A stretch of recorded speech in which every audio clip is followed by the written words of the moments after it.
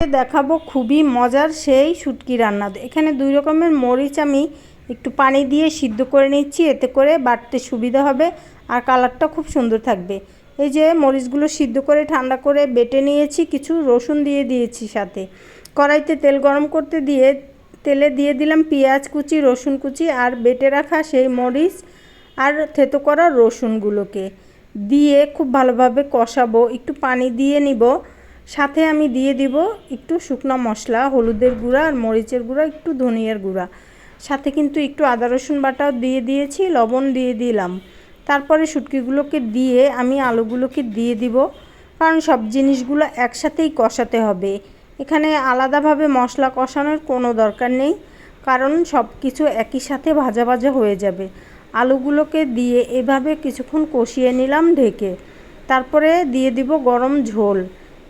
আমি 1 কাপের মতো আলু সিদ্ধ হতে যতটুকু লাগে, বেশি ঝোল দেওয়ার দরকার নেই, আলু দ্রুতই সিদ্ধ হয়ে যায়। তারপরে পানিটা শুকিয়ে এভাবে ভাজা ভাজা করে নামিয়ে নিব। সবাই ভালো থাকবেন, আল্লাহ হাফেজ।